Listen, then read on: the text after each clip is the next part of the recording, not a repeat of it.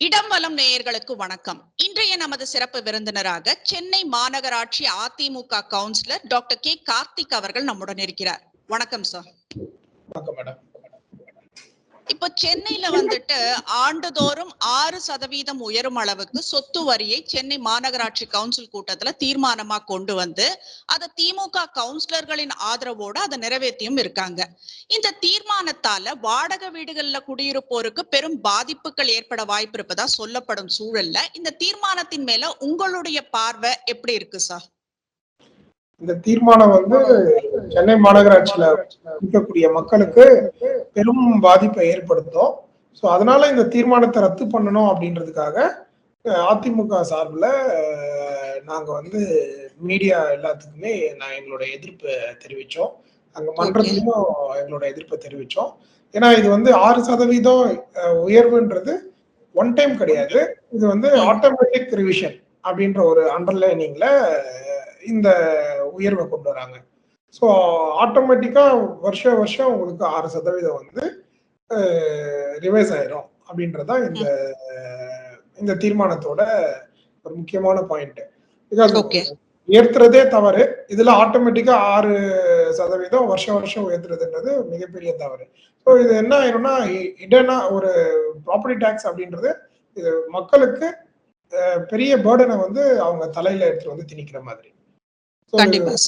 இத திமுக அரசாங்கம் எல்லா துறையுமே, இப்ப மின்சார கட்டணம் உயர்த்திட்டாங்க, பால் கட்டணம் உயர்த்திட்டாங்க, பத்திரப்பதிவு, அந்த மாதிரி எல்லா துறையிலுமே அவங்க உயர்த்திட்டே இருக்காங்க.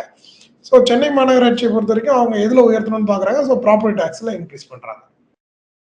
இப்ப நீங்க சொன்ன மாதிரி தான் சார். இப்ப தொடர்ந்து இந்த சொத்து வரி உயர்வு, மின்சார கட்டணம் உயர்வு, பால் கட்டணம் உயர்வுன்னு எல்லா விதமான வரிகளையும் கட்டணங்களையும் திமுக அரசு உயர்த்தி இருக்கிறாங்க. அது உயர்த்திய வண்ணமாவே இருக்காங்க.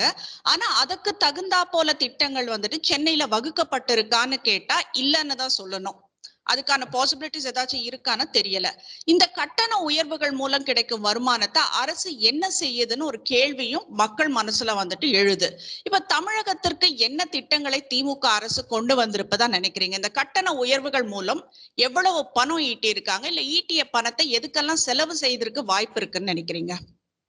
இல்ல, கட்டண உயர்வு ப்ராப்பர்ட்டி டாக்ஸ் ஜெனரலாவே சென்னை மாநகராட்சி எப்படி இயங்குதுன்னா, மக்களிடமிருந்து இந்த ப்ராப்பர்ட்டி டாக்ஸ் வரியை வசூல் பண்ணி தான் அந்த வரி மூலியமா அவங்க நாங்க இன்ஃப்ராஸ்ட்ரக்சர்ஸ் டெவலப் பண்றோம்ன்ற மாதிரி சொல்றாங்க. பட் இது காலகாலமா நடக்கக்கூடிய விஷயம் தான். பட் இந்த வரியை கலெக்ட் பண்றது இது இருக்கு. பட் வரியை உயர்த்தி தான் இவங்க பண்றாங்க அப்படின்றது பண்ணணும்ன்ற அவசியம் கிடையாது. ஏன்னா எந்த விதத்திலயும் இவங்க பெருசா டெவலப்மெண்ட் சென்னையில இவங்க இந்த கடந்த 3 ஆண்டு காலமா பண்ணல. அது இல்லாம நீங்க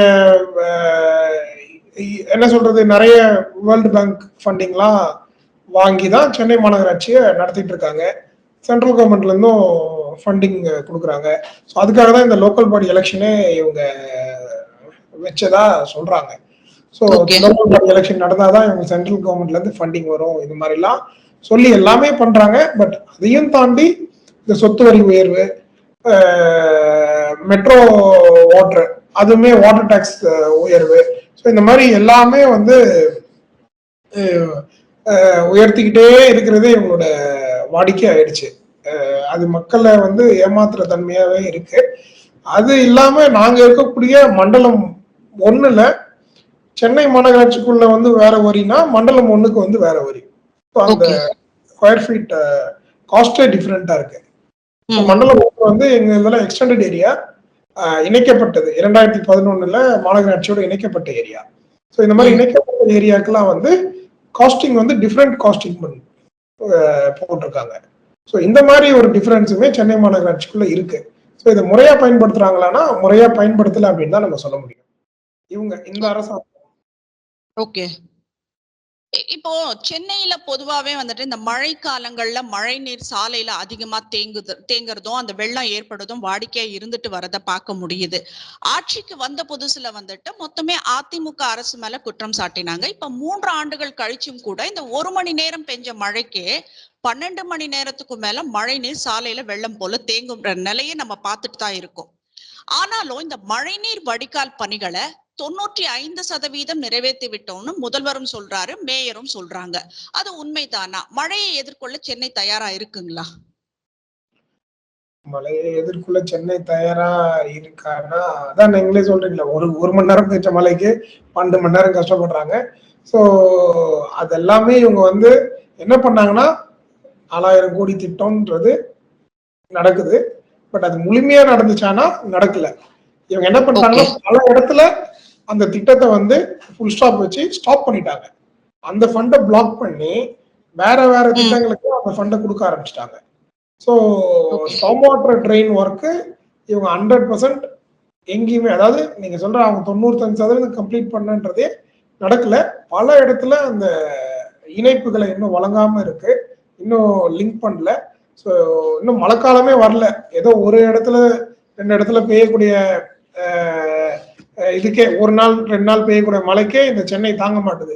இன்னும் இந்த மழை காலத்துலதான் தெரிய போது இவங்களோட அந்த 90% வேலை எப்படி நடந்திருக்கு, எப்படி முடிஞ்சிருக்குன்றதெல்லாம் கண்டிப்பா மக்களுக்கு அது வெளிச்சம் போட்டு இந்த இயற்கையை வந்து இந்த அரசாங்கத்தை வெளிச்சம் போட்டு காட்டும் என்பதை தெளிவா நம்ம பார்க்கக்கூடிய காலம் இன்னொரு 1 மாசம் 2 மாசத்துல வரும். இல்ல, இது தொடர்ந்து தொடர்கதையா தானே சார் இருக்கு. சென்னையில இந்த மழைநீர் தேங்கிறது இதுக்கு ஒரு விமோச்சனமே இல்லைன்ற மாதிரி தானே இருக்கு. விமோச்சனம் அதுதான் மேடம். இது வந்து அவங்க அதிமுக பீரியட்ல போடப்பட்ட திட்டம் அப்படின்னு சொன்னாங்க. அதிமுக பீரியட்ல போடப்பட்ட திட்டம் தான். ஆனா அதை முழுமையா இவங்க எடுத்து பண்ணாங்கன்னா பண்ணல. இவங்க ஆட்சி மாறினதுக்கு அப்புறம் இவங்க அரசாங்கத்தை பத்தி விளம்பரம் பண்றதுலதான் குறியா இருக்காங்களே தவிர, மக்கள் திட்டத்துல மக்களுக்கு செய்ய வேண்டிய விஷயத்துல இவங்க வந்து எந்த வித கவனமும் செலுத்துறது இல்லை. ஸோ அதனால கண்டிப்பா சென்னை மக்கள் மீது இவங்களுக்கு அக்கறை இல்லை. ஏன்னா என்ன பண்ணாலும் சென்னை மக்கள் வந்து திமுக தான் ஓட்டு போடுவாங்கன்ற ஒரு தலக்கணத்துலதான் அவங்க இருக்காங்க. ஸோ ஏன்னா போன 2023 பாத்தீங்கன்னா எவ்வளவு ஒரு சென்னை தத்தளிச்சதுன்னு எல்லாருக்குமே தெரியும். ஸோ அப்பவுமே அவங்க சொன்னது வந்து நாங்க வந்து முழுமையா வந்து முடிச்சிட்டோம். ஸோ இனிமே ஒரு சொட்டு தண்ணி கூட நீங்க ரோட்ல பார்க்க முடியாது, நாங்க அப்படி போர்க்கால அடிப்படையில வந்து எல்லா வேலையும் செஞ்சுட்டோம் நாங்க. பட் இன்னைக்கு வரைக்கும் அது அப்படியே அதே ஸ்டேட்டஸ்ல தான் இருக்கு. ஸோ கண்டிப்பா மழை காலத்துல மக்களுக்கு அந்த பாதிப்பு ஏற்படும் அப்படின்றதுதான் எங்களோட கருத்து. இப்ப நாட்டுல நிறைய விஷயங்கள் நம்ம பேசுறதுக்கு இருக்கு. ஆனா இந்த விஷயம் பேசலாமா வேண்டாமான்னு யோசிக்கிற நிலைமையில கூட இல்லாம ஒரு லிப்ஸ்டிக் விஷயம் வந்திருக்கு. லிப்ஸ்டிக் போட்டுட்டு வந்துட்டு ஒரு வேலைக்கு வந்ததால வந்துட்டு சென்னை மேயர் பிரியாவின் டபேதார் மாதவி வந்து மணலிக்கு பணியிட மாற்றம் செய்யப்பட்டிருக்காங்க. சென்னையின் முதல் பெண் டபேதார் அவங்க தான். ரொம்ப பெருமையா பேசிட்டு இருந்த ஒரு காலம் இது. ஒரு லிப்ஸ்டிக் போட்டதுக்காக அவருக்கு அந்த மெமோ கொடுத்து பதிலளிக்க சொல்லி, அந்த பதில்ல வந்துட்டு இது போல மெமோ மனித உரிமைக்கு எதிரானதுன்னுட்டு டபேதார் மாதவி பதிலளிச்சதும் உடனே அவரை வந்துட்டு மணலிக்கு பணியிட மாற்றம் செஞ்சிருக்காங்க. ஒரு மேயருக்கு சென்னையின் பல்வேறு பிரச்சனைகள்ல வந்துட்டு கவனம் செலுத்த வேண்டிய நிர்பந்தம் இருக்கும் போது இந்த என்ன லீஸ்ட் கன்சர்ன்டா ஒரு லிப்ஸ்டிக் போட்டதுக்காக ஒரு பெண் டபேதாரை வந்துட்டு பணியிட மாற்றம் செய்திருப்பதை நீங்க எப்படி பாக்குறீங்க? அது ஒரு தவறான செயல்.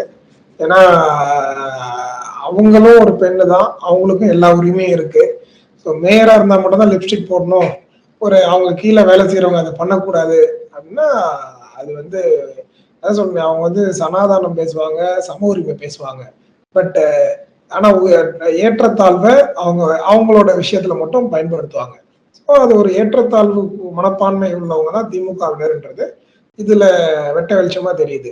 ஏன்னா தனக்கு கீழே வேலை செய்யறவங்க தன்னோட ஒரு படி அழகா இருக்கக்கூடாது, தன்னோட ஒரு இது வந்து நல்லபடியா வெளியில பிரசன்டபிளா இருக்கக்கூடாது அப்படின்ற ஒரு காரணத்துக்காகவே இவங்க அவங்கள வந்து மேபி சொல்லியிருக்கலாம், அவங்க நீங்க லிப்ஸ்டிக் போடாதீங்க, இது பண்ணாதீங்க, அதை அவங்க அதையும் மீறி இல்லை இது என்னோட பழக்கம், அவங்க தான் சொன்னாங்க 5 வயசுல இருந்து நான் போட்டுட்டு இருக்கேன். ஸோ இப்படி இருக்கும் பட்சத்துல அவங்க ஈகோ ஹர்ட் ஆகி அவங்கள வந்து மாத்துற அளவுக்கு போயிருக்காங்க. ஸோ இது வந்து திமுக சமூக நீதி பேசுவாங்க, சமூக உரிமை பேசுவாங்க, பட் செயல்பாடுல எதுவுமே இருக்காதுன்றது இது மூலியமா வெட்ட வெளிச்சமா மக்களுக்கு தெரியுது. கடைசியா ஒரு கேள்வி சார். இப்ப தமிழகத்தின் துணை முதல்வரா உதயநிதி ஸ்டாலின் நியமிக்கப்பட்டிருக்காரு. ஒரு பொதுக்கூட்டத்துல மறைந்த முதல்வர் செல்வி ஜெயலலிதா அவர்கள் பேசும்போது வந்துட்டு திமுகவின் குடும்ப அரசியலை கடுமையா சாடுவாங்க. இப்ப அதிமுகவும் அந்த எதிர்ப்பையே தான் வந்துட்டு எல்லாருக்கும் காட்டிட்டு இருக்காங்க. ஆரம்பத்துல இருந்து அதை சொல்லிட்டு தான் இருக்காங்க. ஆனா உதயநிதி துணை முதல்வரா நியமிக்கப்பட்டது தனக்கு உதவ இல்லைன்னோ மக்களுக்கு உதவணும் முதல்வர் ஸ்டாலின் சொல்லி இருக்கிறாரு. உதயநிதி ஸ்டாலின் அவர்கள் துணை முதல்வரா பதவி ஏத்துக்கின விஷயம் இல்ல அவருக்கு அந்த ஒரு நியமனம் நடந்த ஒரு விஷயத்தை நீங்க எப்படி பாக்குறீங்க சார்? இது என்னன்னா, இங்க வந்து தமிழ்நாட்டுல வந்து மக்களாட்சி நடக்கல, இது மன்னர் ஆட்சி தான் நடக்குது அப்படின்றதுக்கு ஒரு உதாரணம். ஏன்னா மக்களாட்சி அப்படின்னா முதலமைச்சர் வந்து துணை முதல்வர், அவங்க சீனியர்ஸ் எவ்வளவு பேர் இருக்காங்க. ஸோ இவர் திருமாவளவன் அவங்க கூட்டணி கட்சி கூட எங்களுக்கும் அந்த தகுதி இருக்குன்னு சொல்லி கேட்டாங்க. ஸோ நாங்க எங்களால தான் 40க்கு 40 ஜெயிக்கிறதுக்கு உங்களுக்கு ஒரு இதுவா இருந்துச்சு, எங்க கூட்டணி நாங்க இருந்ததுனாலதான். அதே மாதிரி சில இடத்துலலாம் நாங்க இல்லைன்னா திமுக ஜெயிச்சே இருக்காது அப்படின்லாம் பேசினாங்க.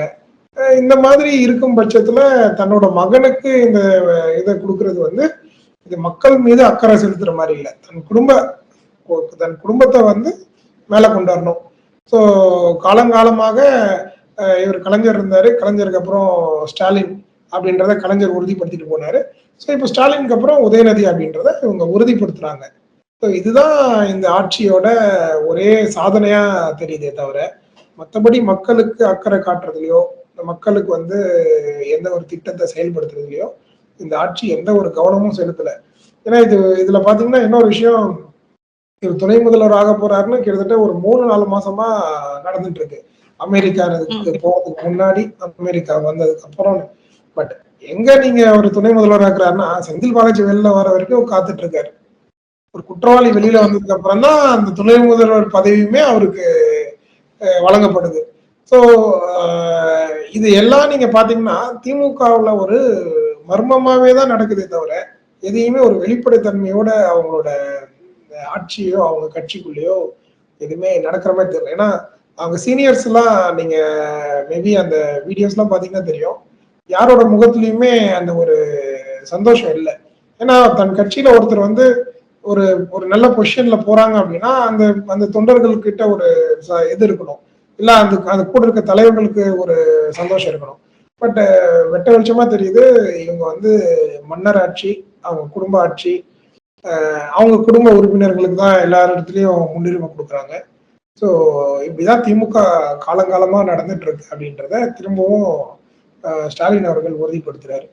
துணை முதல்வர் அவருக்கு ஹெல்ப் பண்ணல, மக்களுக்கு துணையா இருப்பாருன்னு சொன்னாரு. பட் அவருக்கு இது வந்து முழுக்க முழுக்க மறுக்கப்படுகிறது. ஏன்னா அவருக்கு துணையா இருக்கதான் ஒரு துணை முதல்வர்னு போட்டிருக்காரு. ஏன்னா இன்னொன்னு, அவரு துணை முதல்வரா இல்லாததுக்கு முன்னாடியுமே எதுவா இருந்தாலும் உதயகிட்ட காமிச்சிருங்க அப்படின்னு சொன்ன காலம்தான் இன்னைக்கு நடந்துட்டு இருக்க ஆட்சி. ஸோ அதை வந்து துணை முதல்வர் என்ற ஒரு பதவியை கொடுத்து அங்கீகாரம் கொடுத்திருக்காரு. ஸோ அவ்வளவுதான், இப்படிதான் இதை பார்க்கப்படுகிறது. இப்ப இந்த 3 ஆண்டு கால ஆட்சியில எதுவுமே நல்லது செய்யலன்னு நினைக்கிறீங்களா? கண்டிப்பா அப்படிதான் மக்கள் எல்லாம் பேசிக்கிறாங்க. ஏன்னா நாங்க மக்களோட நிரந்தரம் பழகுறோம். ஸோ அவங்க நல்லது செய்வாங்கன்னு எதிர்பார்த்துதான் ஓட்டு போட்டாங்க, செய்யல.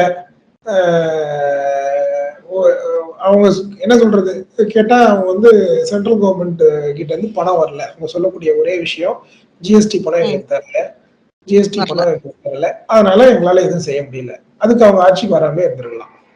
இப்படி இந்த பதில் சொல்றதுக்கு அவங்க ஆட்சிக்கு வராம, ஏன்னா சரி நீங்க எதுக்கு மக்கள் உங்களை ஒரு முதல்வராக தேர்ந்தெடுக்கிறாங்க, எதுக்கு மக்கள் உங்களை நம்பி ஓட்டு போட்டாங்க, நீங்க வந்து உங்களால செய்ய முடியும். சென்ட்ரல் கவர்மெண்ட் எதிர்த்து அவ்வளவு வீரவாசனம் பேசினவங்க ஏன் சென்ட்ரல் கவர்மெண்ட் எதிர்த்து அவங்களால பணம் வாங்க முடியல? எல்லா சட்டத்திட்டம்ன்றது எல்லாருக்கும் ஒண்ணுதானே. உங்களை முதல்வராக்கி இருக்காங்க, உங்ககிட்ட அதிகாரம் கொடுத்திருக்காங்க. ஸோ நம்ம கட்டுற பணத்தையே நம்மளால வாங்க முடியாத அளவுக்கு தான் ஒரு முதல்வர் இருக்காரு. ஸோ அப்ப 3 ஆண்டு காலம் இவர் என்ன பண்ணிருப்பாரு சொல்லுங்க. இவங்க சொல்ற ஒரே டைலாக், எங்களுக்கு பணம் சென்ட்ரல் கவர்மெண்ட்ல, பினான்ஸ் மினிஸ்டர் ஆரம்பிச்சாலும் அதான் சொல்றாரு, இப்ப துணை முதல்வராக உதயநிதியும் அதான் சொல்றாரு. ஸோ நீங்க எந்த பிரச்சாரம் பாத்தீங்கன்னா எம்பி எலெக்ஷன் பாராளுமன்ற தேர்தலில் முழுக்க பிரச்சாரமே வந்து அந்த ஸ்டேட்ல அவ்வளவு கொடுக்குறாங்க, இந்த ஸ்டேட்ல எவ்வளவு கொடுக்குறாங்க, தமிழ்நாட்டுல மட்டும் காசு கொடுக்கறது இல்லை. ஸோ இப்படி ஒரு அரசாங்கம் நமக்கு தேவையான்றது மக்கள் கண்டிப்பா சிந்திச்சு பார்ப்பாங்க. மக்களுக்கும் அந்த வேதனையோட தான் இருக்காங்க. இடமலம் நேயர்களுக்கு உங்கள் நேரத்தை கொடுத்தமைக்கு மிக்க நன்றி சார். நன்றி.